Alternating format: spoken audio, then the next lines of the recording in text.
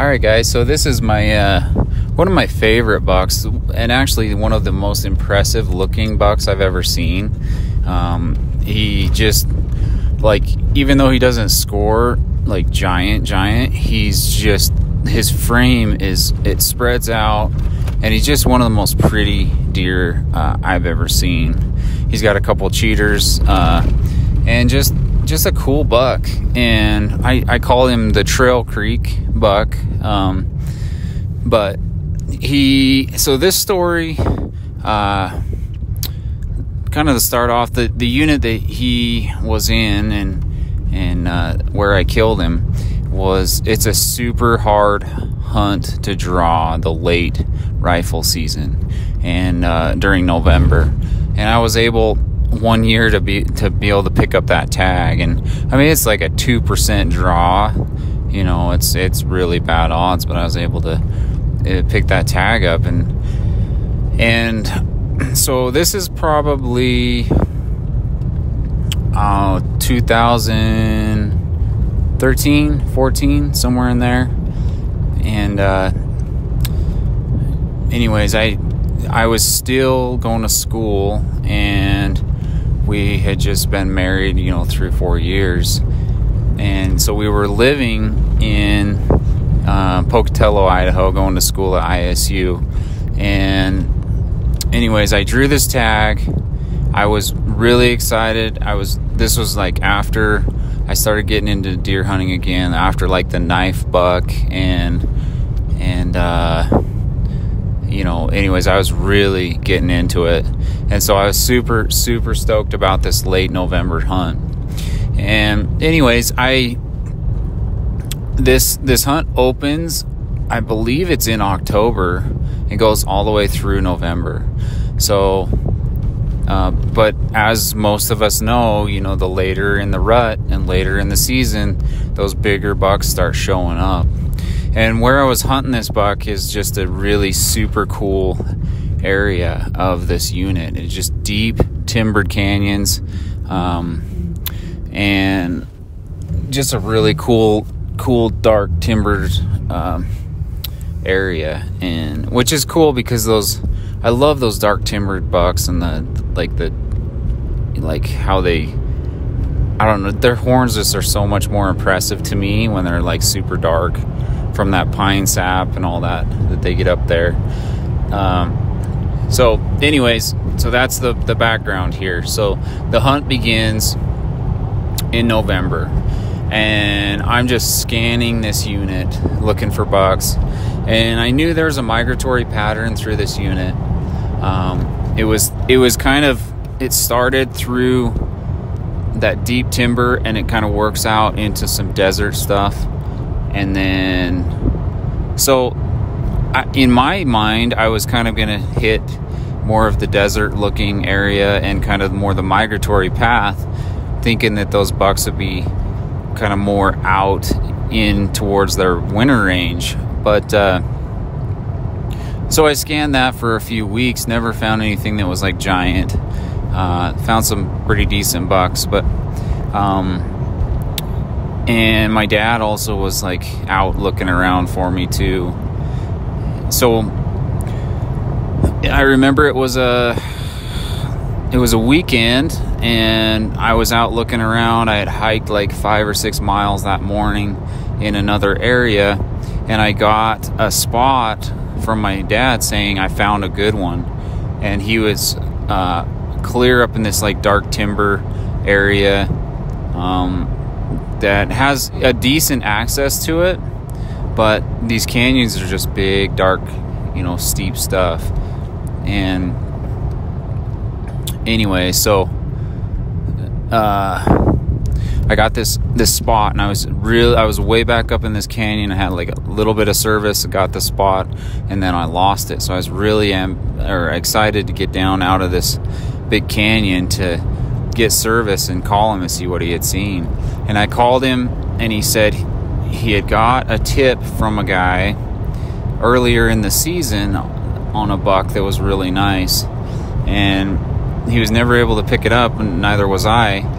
And he was up there in that area and looked up on this big open hillside and was able to pick it up. But the bad thing is there was a bunch of guys that were also kind of up there. But Dad was actually first. He ended up spotting it, you know, and at least for that day. I mean, we don't know if they had seen it earlier or whatever, but yeah, so he explained to me, he's like, it's a beautiful, just good, awesome buck. I mean, big, wide. I mean, he's close to 30. I think he's like 20, 29 and a half, or pretty close. I mean, with those little cheaters, he might even be wider than that, but he looks wider than I tell you that in the pictures. So as soon as I got that word and called him, I rushed over there to where he was at, and I was able to pick him up on this big ridge. He had a bunch of does, and it was kind of like it was a west-facing slope that was all sage, and then on the back side of it was like deep, dark timber stuff on the east side.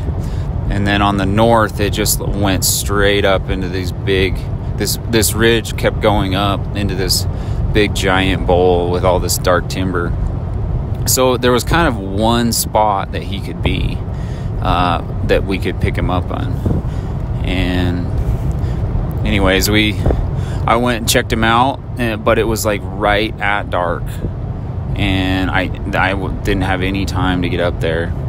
And so the next day, I woke up really super early, and we kind of we knew that these other guys might be on him, and that it might end up just being like, you know, like whoever gets there first. And so I woke up super, super early. I mean, I was like 3 o'clock waking up, driving up there, and I sat there from, I don't know, 4:30 on till dark, or till light, which was, you know, later in the, like 7:30 or something. But as soon as I could see anything, I started just scanning this hillside, because I kind of knew where he might be. And I don't know, about 10 minutes into light, well, let me back up. So about 5:30, 6 o'clock, all these guys started showing up, other trucks, you know, and I knew it was going to be just kind of I don't like those situations where it's like a rush to try and kill something, or try and get you know, because there's a million people on it or whatever. But I figured for that buck, it was definitely worth the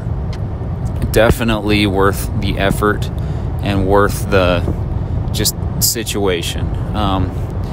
So yeah, so there's a bunch of guys all looking for it. 7:15, 7:30, whenever it starts getting dark or light, and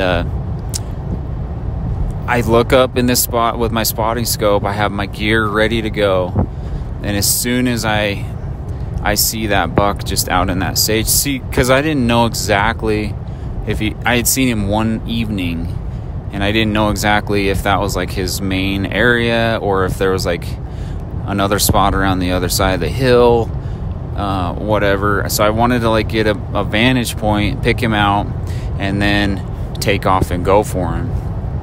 And so I did. I picked him up, and I could see everybody else. The lights were coming on, and people's trucks, and you know, I figured they were seeing him too. And I just got out, and it was kind of just go for it. And I hiked my butt off up this canyon, and was busting it up there. And I got up there. I was shooting my 6.5, I think, at that point, and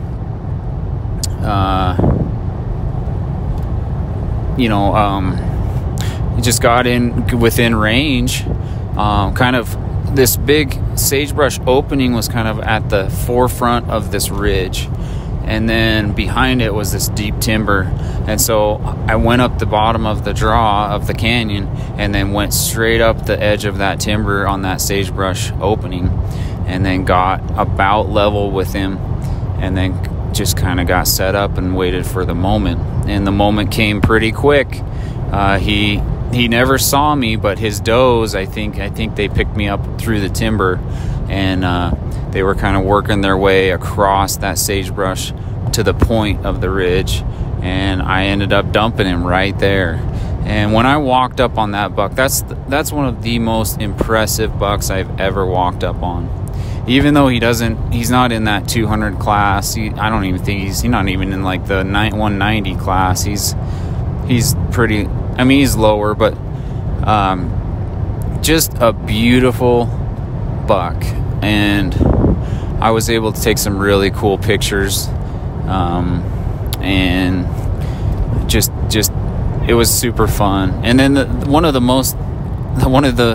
other cool things is, so I drug him down to the bottom of the canyon, and we took some really cool pictures there. But I had sent a spot to Dad and to Kayla and to Mom there that I found a good one, which is like the universal like knowledge message that Matt killed the buck he was going after.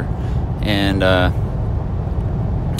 anyway, so they met me up there, which was really cool. Also, one of our friends, or one of our older friends who now has passed on,